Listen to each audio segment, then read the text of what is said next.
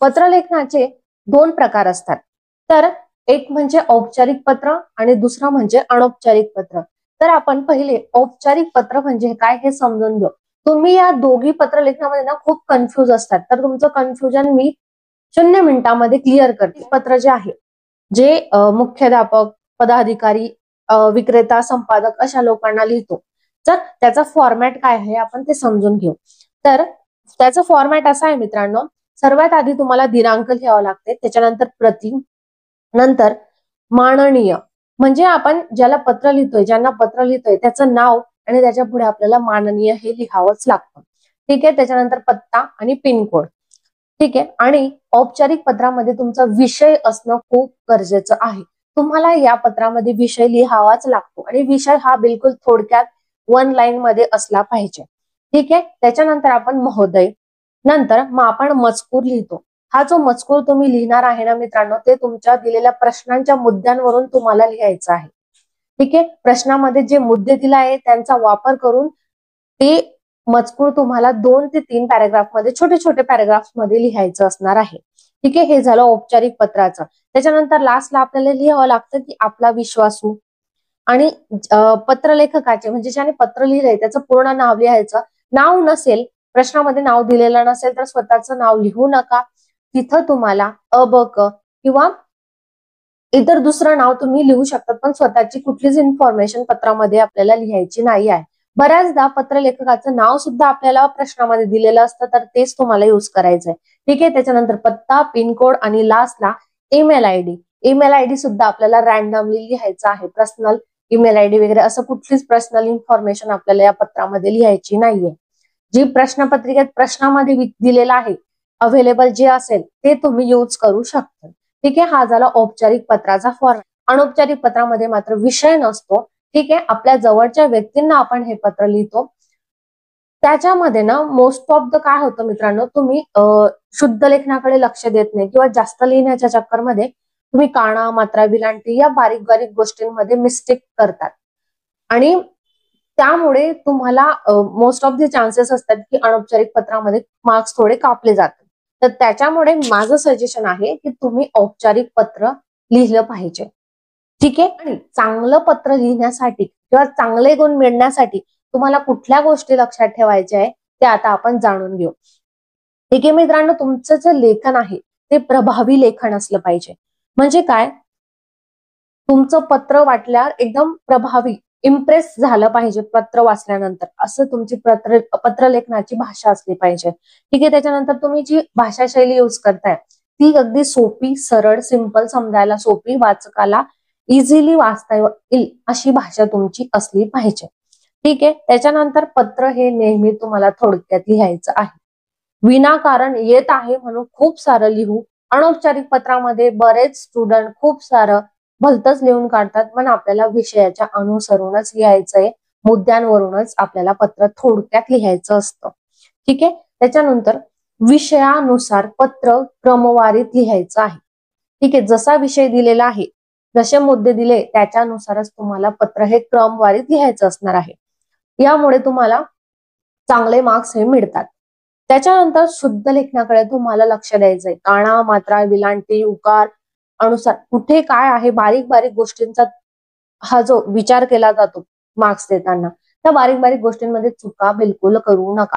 शांत माइंड ठेवून पत्रलेखन करायचं. ठीक आहे. तुम्हाला जास्तीत जास्त मार्क्स मिळतील जर तुम्ही हे पॉइंट्स लक्षात घेतले तर. एक्झाम्पल बघून समजू शकतात की कशा पद्धतीने ऍक्च्युअल बोर्ड एक्झाम मध्ये आपल्याला पत्रलेखन करायचं असणार आहे. त्यासाठी तुम्हाला हे व्हिडिओ बघावं लागते. या व्हिडिओमध्ये मी औपचारिक आणि अनौपचारिक दोघं पत्र समजावून सांगितले विथ एक्झाम्पल. एक्झाम्पल जे आहे मी ते इन डिटेल मध्ये तुम्हाला समजावून सांगितलं आहे. सारांश लेखन म्हणजे आपले म्हणणे थोडक्यात सांगणे. एखादा परीक्षेत तुम्हाला दिलेला असेल, त्या परिस्थितीचे संपूर्ण आशय लक्षात घेऊन त्याला संक्षिप्त रूप देणे याला सारांश लेखन म्हणतात. ही तर झाली डेफिनेशन सारांश लेखनाची.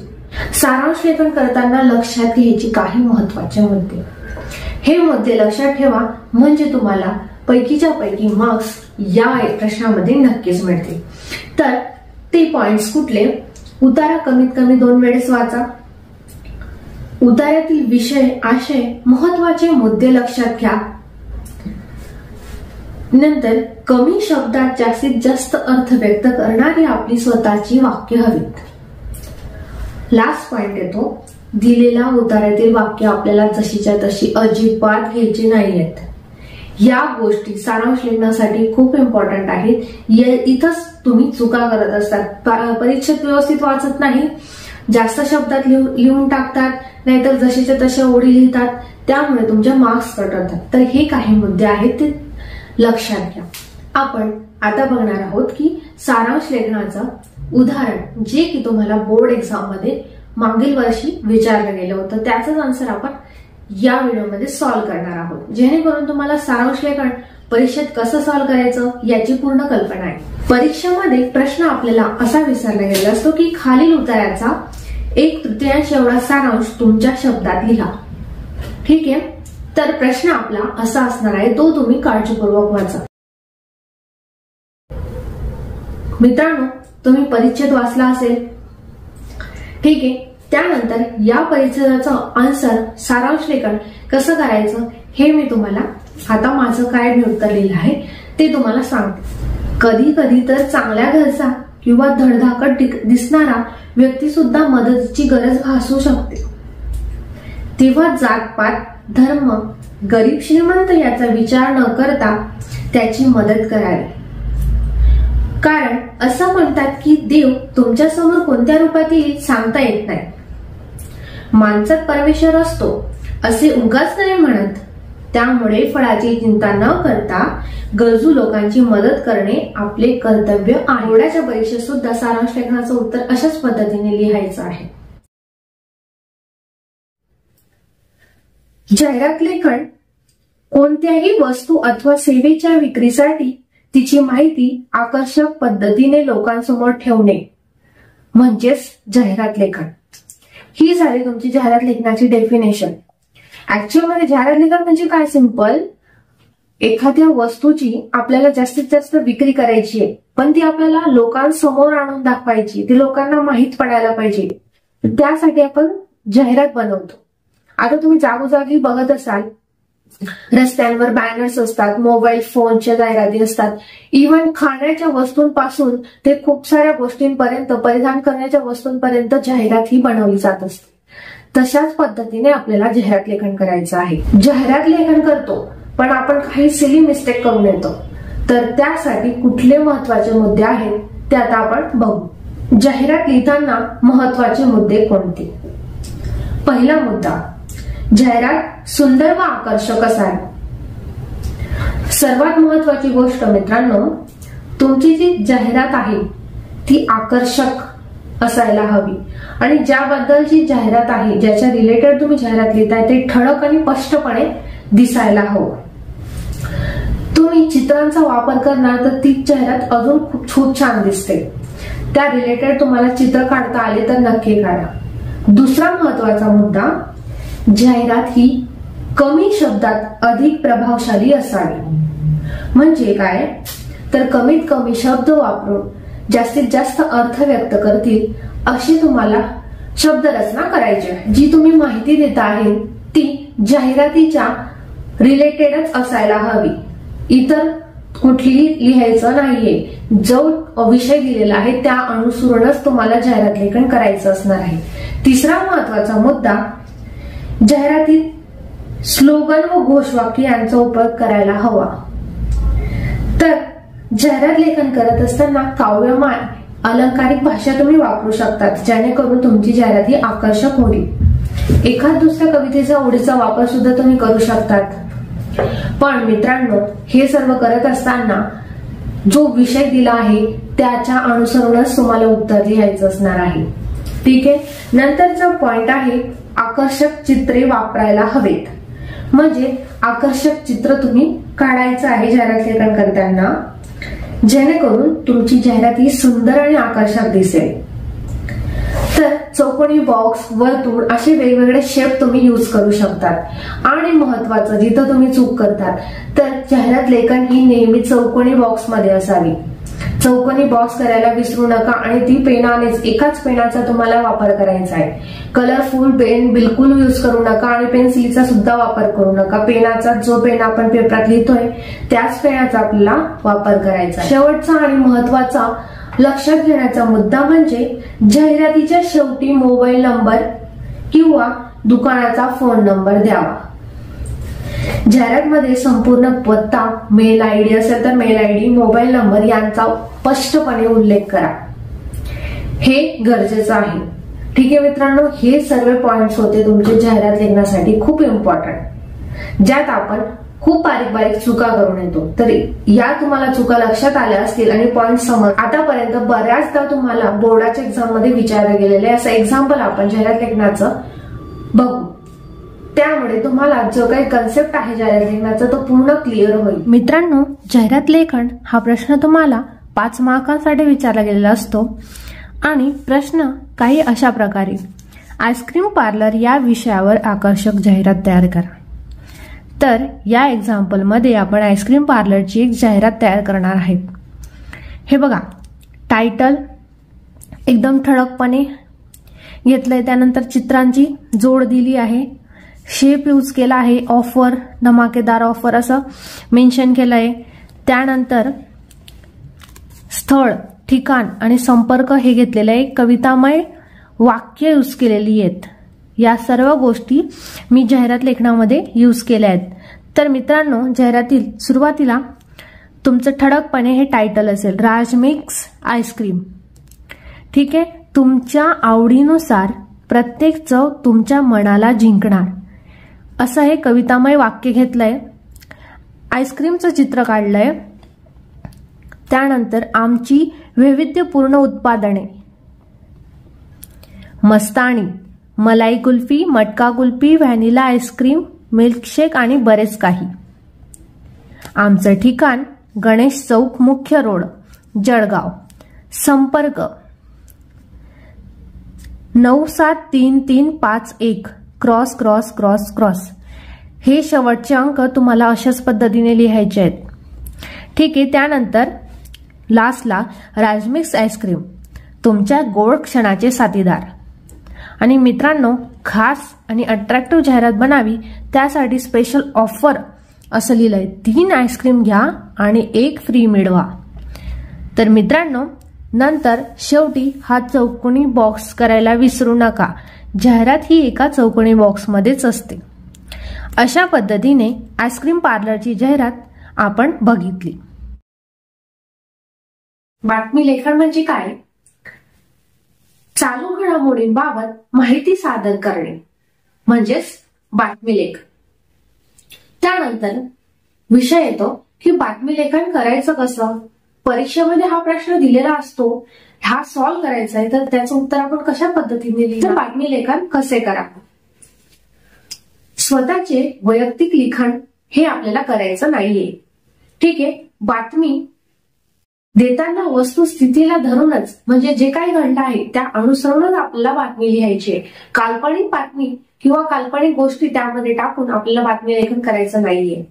तर वस्तुस्थिती जी आहे, जसं घडलं आहे तसंच वर्णन आपल्याला बातमी लेखनामध्ये करायचं आहे.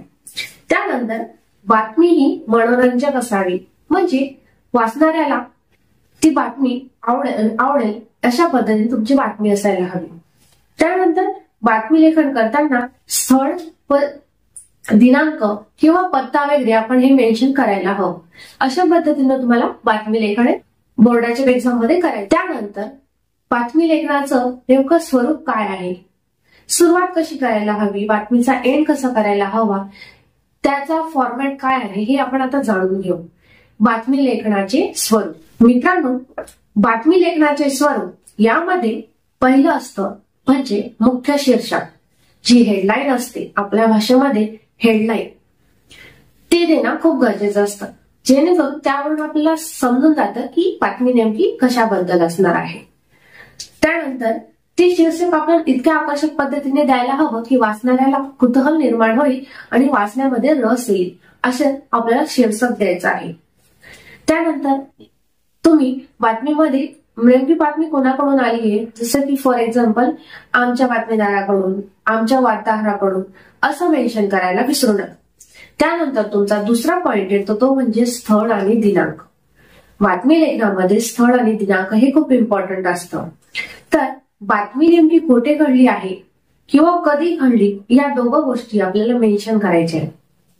तर दिनांक ही आपण ज्या दिवशी बातमी घडली आहे त्याच्या दुसऱ्या दिवशीची दिनांक आपण जनरली देत असतो आणि जी मेन बातमी आपण जेव्हा लिहितो तेव्हा ती बातमी कोणत्या दिवशी घडली हे मेन्शन करा की ज्या दिवशी ती बातमी घडली असेल त्या दिवशीचे दिनांक तुम्हाला मेन्शन करायचे. त्यानंतरचा तिसरा पॉइंट आहे महत्वाचा, तो म्हणजे बातमीचा शिरोभाग. म्हणजे आता नेमकी बातमी काय आहे ती सुरुवात होईल.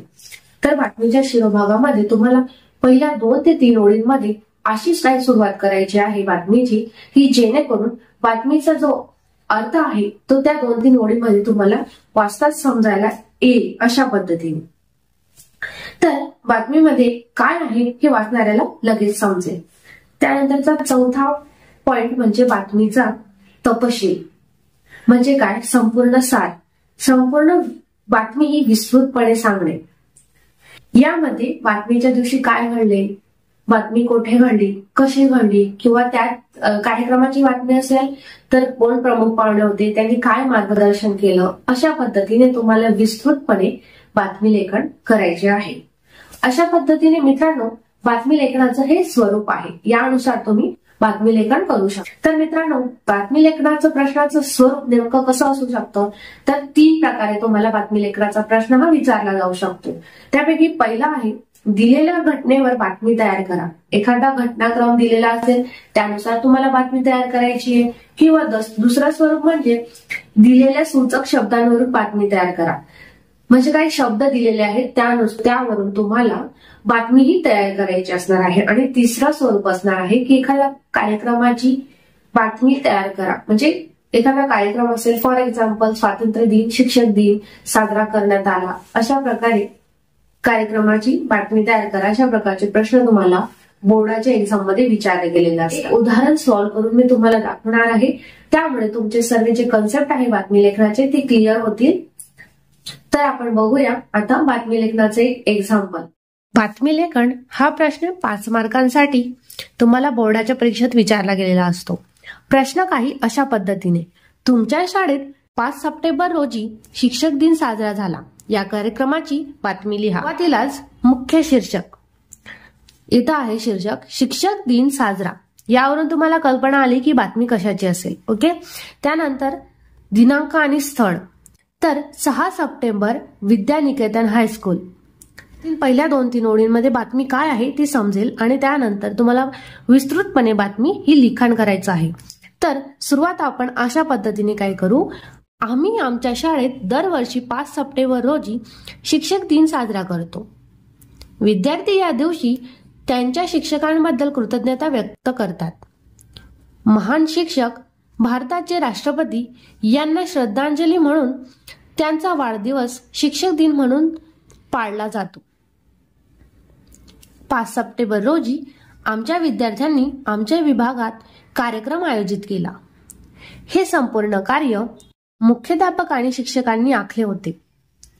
शाळेच्या गायन गायकांनी गायलेल्या प्रार्थना गीताने कार्यक्रमाची सुरुवात करण्यात आली आणि त्यानंतर अभिनव उद्घाटन करण्यात आले. त्यानंतर एका विद्यार्थ्याने शिक्षक आणि विद्यार्थी या दोघांनाही भाषणाद्वारे डॉक्टर राधाकृष्णन यांच्या आयुष्यात डोकावले. उत्सवानंतर विद्यार्थी आपापल्या वर्गात गेले. काही विद्यार्थ्यांनी शिक्षकांची भूमिका घेतली. इतर सर्व भाग न घेतलेले विद्यार्थीही आवाज न करता शांतपणे अभ्यास करत होते. अशा प्रकारे विद्यानिकेतन हायस्कूलमध्ये अतिशय उत्साहाने शिक्षक दिन साजरा झाला. अशा पद्धतीने मित्रांनो तुम्हाला सिंपल याच्यामध्ये बातमी लेखन हे करायचं असणार आहे. कथालेखन. कथालेखन हा प्रश्न तुम्हाला 5 मार्कांसाठी विचारला गेलेला असतो. तर यामध्ये तुम्हाला काय करायचं असतं, तर दिलेल्या मुद्द्यांवरून किंवा कथेची सुरुवात तुम्हाला प्रश्नामध्ये दिलेली असते, त्यावरून तुम्हाला लिखाण करायचे असते. तर कथालेखन करताना कुठल्या गोष्टी लक्षात घ्यायला पाहिजे, काही महत्वाचे मुद्दे. तर पहिला महत्वाचा मुद्दा म्हणजे दिलेले मुद्दे काळजीपूर्वक वाचा. तुम्हाला प्रश्नामध्ये मुद्दे दिलेले असतील किंवा गोष्टीची सुरुवात दिलेली असेल त्यावरून तुम्हाला कथालेखन करायचं असणार आहे, तर ते मुद्दे, ती सुरुवात काळजीपूर्वक वाचा, जेणेकरून तुम्हाला कथेची मध्यवर्ती कल्पनाही येऊन जाईल. त्यावरून तुम्हाला समजून जाईल की आपल्याला कथेमध्ये काय लिहायचंय. नंतर दुसरा महत्वाचा पॉइंट म्हणजे काय, कथा लिहिताना तुमची भाषा ही सरळ, सोपी, सिंपल असायला हवी, जेणेकरून तुम्हाला मार्क्सही चांगले मिळतील. कथा लिहिताना कथेची सुरुवात, मध्य, शेवट आणि तात्पर्य ह्या गोष्टी मुद्द्यानुसार परिच्छेद बनवून तुम्ही लिहू शकतात आणि असंच लिहायला हवं. हा प्रॉपर वे आहे कथालेखनाचा. तर मित्रांनो, कथेची सुरुवात, मध्य, शेवट आणि सर्वात शेवटी तात्पर्य हे आपलं यायला पाहिजे आणि कथेचा शेवट हा नेहमी परिणामकारक असावा. कथालेखन करताना तुम्ही म्हणी, वाक्प्रचार यांचा उपयोग सुद्धा करू शकतात. आणि महत्वाचं मित्रांनो, कथालेखन करताना तुम्हाला नेहमी कथा ही भूतकाळातच लिहायची आहे. ठीक आहे. त्यानंतर कथा लिहिताना शीर्षक आणि तात्पर्य लिहायला विसरू नका, जेणेकरून तुमचं हे कथालेखनाचं इम्प्रेशन हे चांगलं पडेल आणि तुम्हाला चांगले मार्क्स एक्झामिनर देईल. अशा पद्धतीने जर तुम्ही कथालेखन केलेलं असेल तर नक्कीच तुम्हाला चांगले मार्क्स मिळेल. मला कथालेखनाचे काही इम्पॉर्टंट पॉइंट्स जे की तुम्ही एक्झामला जाण्या अगोदर सुद्धा रिव्हाइज केले तरी तुम्हाला लगेच लक्षात येईल की कथालेखन हे कसं करायचं. क्लिअर करण्यासाठी आपण एक एक्झाम्पल सुद्धा बघणार आहोत, जे की मागील वर्षीच्या प्रश्नपत्रिकेमध्येच विचारलं गेलेलं होतं. त्याचं सोल्युशन मी तुम्हाला सॉल्व्ह करून दाखवणार आहे. कथालेखन 5 मार्कांसाठी तुम्हाला परीक्षेत विचारला गेलेला असतो काही अशा पद्धतीने. खाली मुद्द्यांच्या आधारे कथा लिहा.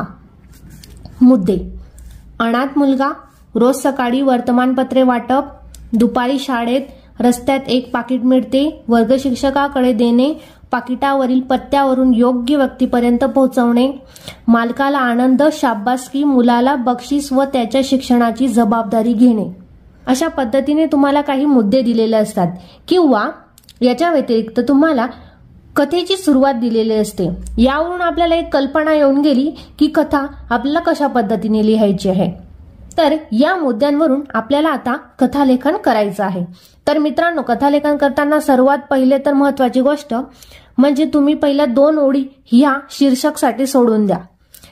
जर तुम्हाला शीर्षक, सुटेबल शीर्षक हे समजलं असेल तर ते तुम्ही सुरुवातीला लिहू शकतात किंवा पूर्ण कथा लिहिले गेल्यानंतर शीर्षक दिलं तरी चालेल. परंतु तुम्ही शीर्षक देण्यासाठी 2 ओळी पहिले सोडा, जेणेकरून शीर्षक हे अट्रॅक्टिव्ह आणि ठळकपणे तुम्हाला लिहायचं आहे. एकाच पेनाचा यूज करून तुम्हाला याचं उत्तर लिहायचं आहे. मी फक्त तुम्हाला समजण्यासाठी ब्लॅक पेनाचा यूज केलाय. तुम्ही ब्लू पेन यूज करू शकतात. ठीक आहे मित्रांनो. तर कथेची सुरुवात काही अशा पद्धतीने, जी की मी मुद्द्यांच्या अनुसरूनच कथालेखन केलेलं आहे. आदित्य नावाचा एक अनाथ मुलगा रोज सकाळी वर्तमानपत्राचे वाटप करून आपली गुजराण करत होता. आदित्य हा हुशार आणि प्रामाणिक मुलगा होता. त्याला शिक्षणाची खूप आवड होती. तर मित्रांनो, अशा पद्धतीने मी कथाची सुरुवात केलेली आहे. त्यानंतरचा पॅरेग्राफमध्ये मी नेहमीप्रमाणे आदित्य शाळेत जाण्यासाठी निघाला. चालत असताना त्याला एक पैशांचं पाकिट सापडलं. त्याने आजूबाजूला पाहिलं पण कोणीच दिसलं नाही. त्याने ते पाकिट आपल्या शाळेतील वर्ग शिक्षकांना दिलं. शिक्षकाने ते पाकिट खोलून पाहिले तर त्यात मालकाचे नाव होते. आदित्य आणि शिक्षक ते पाकिट घेऊन पोलीस चौकीत गेले. पोलिसाने पाकिटात सापडलेल्या ओळखपत्रावरून मालकाला फोन करून पोलीस चौकीत बोलून घेतले. आपले हरवलेले पाकिट पाहून तो व्यक्ती फारच आनंदी झाला. शेवटचा परिच्छेद बघा मित्रांनो कशा पद्धतीने लिहिलाय. त्यानंतर त्या व्यक्तीने आदित्याच्या प्रामाणिकपणाचे खूप कौतुक केले आणि त्याचे आभारही मानले. त्याचबरोबर मालकाने आदित्याला बक्षीस ही दिले आणि त्याच्या पुढील शिक्षणाची सगळी जबाबदारी घेतली. आणि शेवटी, सर्वात शेवटी तात्पर्य हे लिहायला विसरू नका. तर या कथेचं तात्पर्य मी अशा पद्धतीने लिहिलंय: प्रामाणिकपणाचे फळ मिळतेच. प्रसंग लेखन म्हणजे काय, तर एखाद्या प्रसंगाचे हुबेहूब वर्णन करणे किंवा एखादी स्वतः अनुभवलेली घटना स्वतःच्या शब्दात मांडणे। या प्रसंग लेखनाच्या प्रश्नामध्ये तुम्हाला स्वतः उपस्थित आहे असं अज्युम करायचंय आणि कल्पना करायची आहे की तुमचा त्यातला अनुभव काय होता, त्या ठिकाणी घडलेल्या गोष्टी, सर्व बारीक बारीक गोष्टी लक्षात घ्यायच्या आहे, त्यातल्या भावना काय होत्या, या गोष्टींचं तुम्हाला वर्णन करायचं असणार आहे। तर मित्रांनो, काही इम्पॉर्टंट पॉइंट्स या निबंध लेखनाच्या प्रकारामध्ये असतात, जसं की तुमचं निबंध लेखन हे उत्तम झालं पाहिजे, त्यासाठी तुम्हाला बारीक बारीक म्हणजे तुमची जी निरीक्षण शक्ती आहे ती यात तपासली जाते। म्हणजे तुम्ही जे वर्णन करता आहे त्या प्रसंगाचं ते कशा पद्धतीने केलंय या गोष्टीत तुम्हाला तुमचा अनुभव खूप इम्पॉर्टंट असतो। या ठिकाणी तुम्ही स्वतः उपस्थित नाहीयेत, पण तुम्हाला तसं अज्युम करायचंय आणि त्या प्रकारे तुम्हाला निबंध रचना ही करायची असणार आहे। प्रसंग लेखनासाठी काही प्रमुख वैशिष्ट्ये आहेत। तर या प्रकारामध्ये कुठले प्रमुख वैशिष्ट्ये आहेत, तर तुम्हाला सविस्तर वर्णन हे करायचंय। म्हणजे मी जसं सांगितलं तुम्हाला बारीक बारीक पॉइंट्स, बारीक बारीक गोष्टींचं तुम्हाला वर्णन करायचं असणार आहे। जसं की ठिकाण, वेळ, उपस्थित व्यक्ती किंवा तिथलं वातावरण कसं होतं, या गोष्टींचं तुम्हाला वर्णन करायचं असणार आहे। म्हणजे तुम्हाला हे जे वर्णन आहे ते सविस्तर मध्ये करायचं असणार आहे। त्यानंतर प्रसंगातील तुमच्या भावना काय होत्या, विचार, तुमच्या प्रतिक्रिया नेमक्या काय होत्या, त्या योग्य शब्दात तुम्हाला मांडायच्या असणार आहेत। त्याच्यानंतर मित्रांनो, हा निबंध लेखनाचा प्रकार वाचला तर असं वाटायला पाहिजे की ही जी स्थिती आहे, हा जो प्रसंग आहे तो जिवंत उदाहरण आहे, हा प्रत्यक्ष घडलेला आहे असं तुमच्या लेखनातून जाणवायला पाहिजे। म्हणजे जो प्रसंग घडलेला आहे तो हुबेहूब तुम्ही वर्णन केलंय, तर आपल्या डोळ्यासमोर येईल अशा पद्धतीने तुमची शब्दांची मांडणी ही झाली पाहिजे। तर ह्याच काही गोष्टी लक्षात घेऊन तुम्हाला प्रसंग लेखन हे करायचं असणार आहे। प्रश्नपत्रिकेमध्ये तुम्हाला प्रश्न दिलेला असतो की प्रसंग लेखन या टॉपिकवर प्रसंग लेखन लिहा। तर तुम्हाला सर्वात आधी प्रसंग लेखन करताना तुम्हाला विषय समजून घ्यायचा आहे। ठीक आहे, तुम्हाला प्रश्नात विषय काय दिलेला आहे, तुम्हाला दिलेल्या प्रसंगाचा अर्थ आणि स्वरूप ते समजून घ्या आधी।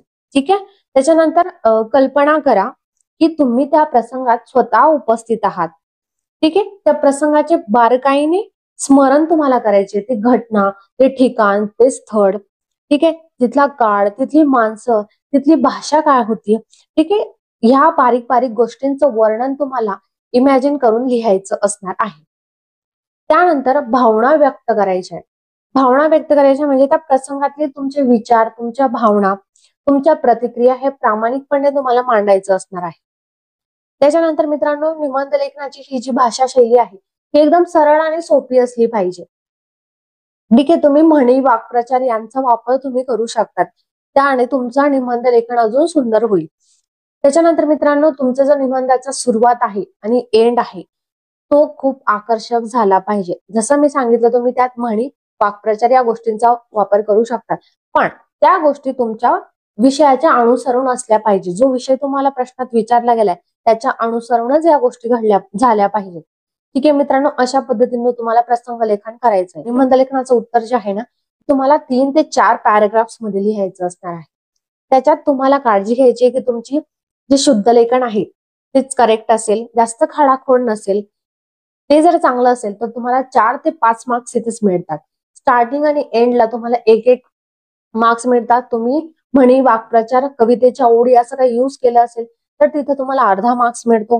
त्याच्यानंतर जर निबंधाला टायटल दिलेला नसेल, ते तुम्हाला स्वतःला लिहायचं असेल तर त्या टायटलला सुद्धा तुम्हाला मार्क्स दिला जातो। ठीक आहे मित्रांनो, ह्या बारीक बारीक गोष्टी ना तुम्हाला मार्क्स दिले जात असतात। ठीक आहे, त्याच्यामुळे स्टार्टिंग आणि एंड खूप सुंदर करा। जसं सांगितलं आहे प्रसंग लेखन तशा पद्धतीने करा। तुम्हाला प्रसंग लेखनाचं एक एक्झाम्पल म्हणून तुम्ही हा व्हिडिओ बघू शकता। या व्हिडिओमध्ये मी तुम्हाला हा जो अकस्मात पडलेला पाऊस आहे याचंच सोल्युशन, जे उत्तर आहे ते लिहून दाखवलेलं आहे आणि त्यात बारीक बारीक पॉइंट सुद्धा डिस्कस केलेले आहेत की प्रसंग लेखन नेमकं तुम्हाला एक्झाम मध्ये, एक्झाम पॉइंट ऑफ व्ह्यू तुम्हाला कसं उत्तर लिहायचं असणार आहे। सर्वात पहिले आत्मकथन म्हणजे काय, तर विषयात दिलेली सजीव व निर्जीव वस्तू, उदाहरणार्थ पुस्तक, आरसा, ओके, तर आपण स्वतः आहोत असे समजावे आणि लेखन करावे। म्हणजे एखादं पुस्तक आहे किंवा आरसा असेल तर ती वस्तू आपण स्वतःच आहेत, असं अनुभवायचं आणि जणू काही ती व्यक्ती ती वस्तू बोलते असं आपल्याला या निबंध लेखनामध्ये लिहायचं असतं. तर यात कुठले मुद्दे तुम्ही लक्षात घेणार? सर्वात पहिलं, तुमची निबंध लेखनाची भाषा ही सोपी असायला हवी. त्यानंतर या निबंध लेखन प्रकारामध्ये तुम्हाला वाक्यरचना ही प्रथम पुरुषी करावी लागते. म्हणजे काय? प्रथम पुरुषी वाक्यरचना म्हणजे काय? मी, मला, स्वतः, म्हणजे जणू काही आपण स्वतःबद्दलच सांगतोय अशा पद्धतीने तुम्हाला वाक्यरचना करायची असणार आहे. त्यानंतर मित्रांनो, शुद्ध लेखनाकडे लक्ष द्या, कारण की या कॉमन गोष्टी असतात ज्यात आपण चुका करून येतो. जास्त खाडाखोड करू नका. एकाच पेनाचा यूज तुम्ही निबंध लेखनामध्ये करा किंवा पेपरामध्ये एकाच पेनाचा यूज करा. मल्टिपल पेन यूज करू नका. जिथं गरज असेल तिथं पेन्सिलीचा वापर नक्की करा. आणि निबंध लेखन हा प्रश्न तुम्हाला 8 मार्कांसाठी विचारला गेला असतं तर तुमचं उत्तर हे 1.5 ते 2 पेज एवढं अपेक्षित असतं. तुम्हाला येत आहे म्हणून भरभरून लिहायचं, त्यात टाइम वेस्ट करू नका. तर 1.5 ते 2 पेज मध्ये तुमचं उत्तर सफिशियंट असतं आणि तुम्ही खाडाखोड वगैरे करू नका, याकडे लक्ष द्या. त्यामुळे तुमचे मार्क्स हे तुम्हाला चांगले मिळतील. आणि निबंध लेखनाची जी सुरुवात आहे आणि शेवट ह्या 2 गोष्टींवर फोकस करा, जेणेकरून तुमची निबंध लेखनाची सुरुवात जर आकर्षक असली तर वाचणाऱ्याला सुद्धा कुतूहल वाटेल आणि तुम्हाला मार्क्स सुद्धा चांगल्या पद्धतीने त्यात मिळू शकतात. वैचारिक निबंध लेखन कसं करायचं, हा प्रश्नाचं उत्तर आपण आजच्या व्हिडिओमध्ये सॉल्व्ह करणार आहोत. तर मित्रांनो, वैचारिक निबंध लेखन म्हणजे काय? तर दिलेल्या विषयावर आपले विचार काय आहेत ते लिहिणे. म्हणजे एखाद्या क्वेश्चन मध्ये जो आपल्याला टॉपिक दिलेला आहे त्या विषयाबद्दल आपलं काय मत आहे, आपले काय पॉइंट्स आहेत ते तुम्हाला लिखाण करायचं असतं. आपल्या सरळ सिंपल भाषेमध्ये तुम्हाला लिखाण करायचंय. सुरुवात तुम्ही छान ओळींनी सुरू करू शकतात किंवा मॉन्ट्स विचार यांनी तुम्ही निबंधाची सुरुवात करू शकतात आणि एंड सुद्धा आपल्याला असा छान निष्कर्ष काढून निबंधाचा एंड हा करायचा असतो. तर वैचारिक निबंध लेखनामध्ये नेमके टॉपिक्स कुठले असतात? तर मित्रांनो, सिंपल आहे. वैचारिक निबंध लेखनामध्ये तुम्हाला आपल्या सभोवताली अवतीभोवती परिस्थितीमध्ये ज्या गोष्टी आहेत त्यावरूनच एखादा टॉपिक आपल्याला विचारला गेलेला असतो. फॉर एक्झाम्पल, विज्ञान श्राप या वरदान अशा पद्धतीचा क्वेश्चन, किंवा तंत्रज्ञानाची किमया, वाचाल तर वाचाल, प्रदूषण एक समस्या, ह्या गोष्टींवर तुम्हाला वैचारिक लेखन करायचं असतं. म्हणजे आपलं स्वतःचं मत यात मांडायचं असतं. तर वैचारिक निबंध लेखनामध्ये मित्रांनो 2 बाजू असतात. एक चुकीची बाजू आणि आपल्याला योग्य वाटते ती एक बाजू, अशा 2 बाजू असतात. तर आपल्याला निबंध लेखन करताना या दोघं गोष्टी लक्षात घेऊन निबंध लेखन करायचं असतं. म्हणजे जी तुम्हाला चुकीची वाटते आहे तर ती बाजू का चुकीची आहे हे आपल्याला लेखन करायचं असतं. त्यानंतर जी योग्य बाजू आहे, टॉपिकची जी योग्य बाजू आहे ती योग्य का आहे आणि कशामुळे, या सर्व गोष्टी पॉइंट लक्षात घेऊन आपल्याला वैचारिक निबंध लेखन करायचं असतं. हा प्रश्न तुम्हाला 8 मार्कांसाठी एक्झाम मध्ये विचारला गेलेला असतो.